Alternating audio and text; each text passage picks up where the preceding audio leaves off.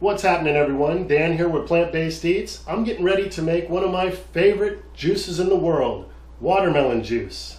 So as you can see, I've got an organic mini seedless watermelon here in the sink. I'm getting ready to wash this guy up. Now, whether it's seeded or seedless doesn't much matter to me. What really matters is that the watermelon is organic. And the reason for that is because when I juice my watermelon, I juice the whole thing, the rind, the skin. You really don't want to miss out on that. I wouldn't recommend doing it with a conventional watermelon, but if you can get your hands on an organic watermelon, or even better yet, grow some watermelon at home, you definitely want to juice the whole thing. 95% of the nutrition is found in the rind, in the skin, loaded with chlorophyll, so you really miss out quite a bit if all you're doing is juicing just the inside of the watermelon. Now, to wash this melon, I just simply use a dish sponge, and in the past I've even used dish liquid. A lot of people are probably not going to like that.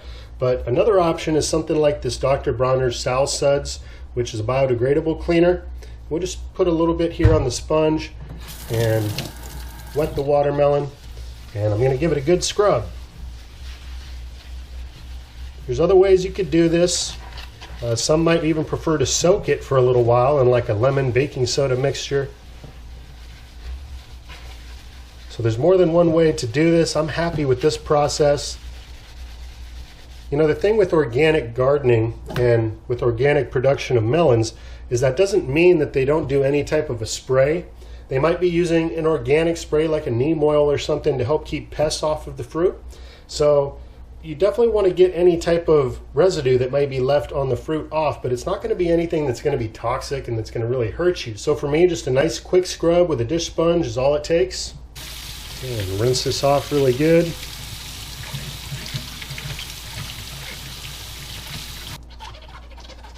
That's clean. Alright, so now I'm going to slice this melon up in this container here. A nice sharp butcher knife will do a good job with this. Basically, I'm just going to cut slices.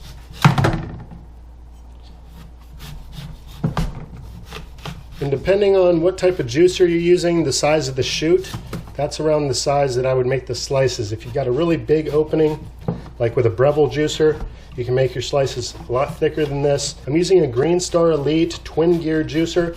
The chute is smaller, but you get a really good extraction of juice, but I can't go too thick on the slices.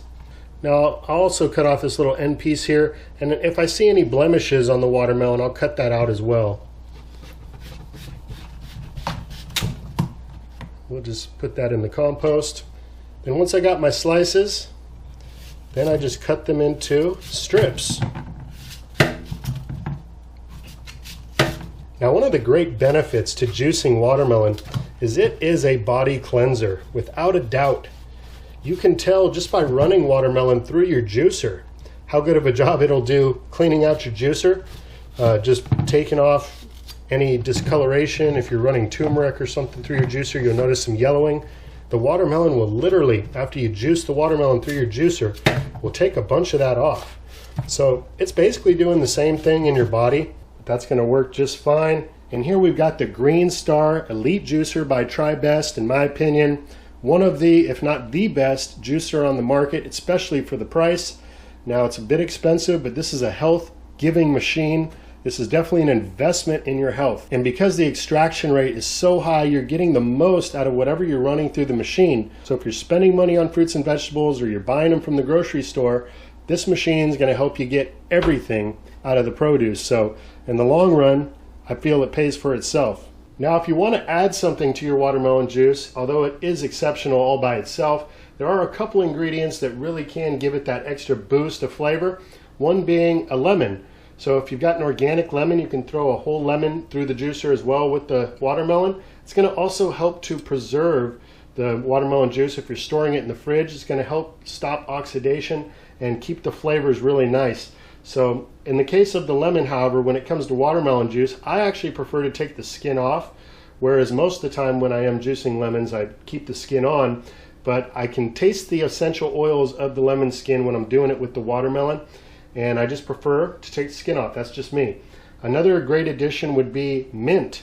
So if you got some mint growing in your backyard, do some watermelon mint in your juice. Oh, quite delicious. And lastly, if you want to just kind of stretch out the watermelon juice a bit, cucumbers, cucumber watermelon, And then you can add the lemon and the mint as well. So it's really up to you. Get as creative as you want. But really just one ingredient, the watermelon, is really a complete juice. And doing it this way is extremely cost effective. A smaller watermelon like this costs about $4. You can get a larger watermelon that's usually not as good quality as far as taste and the darkness of the rind for about $6. And depending on the size of the watermelons that you can get 2 to 4 quart-sized jars. So regardless of whether you're getting the smaller or the larger melon, it really does boil down to a really good deal.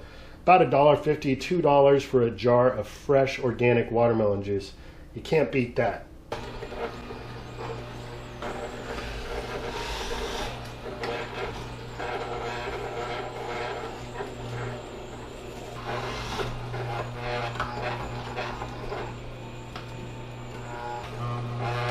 So we're about a minute in and I've already got a full catchment of juice here.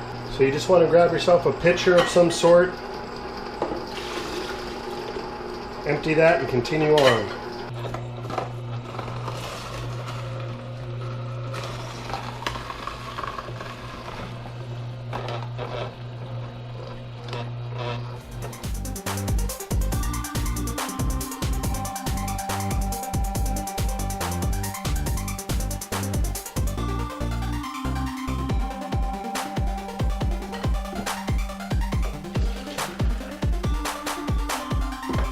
Alright everyone, so check it out. In 6 minutes, that's all it took to juice that whole melon, we got 8 cups of organic watermelon juice.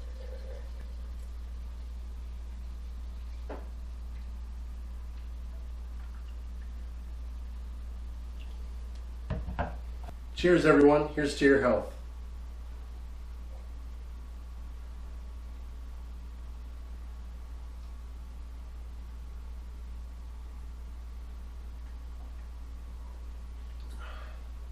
So very refreshing.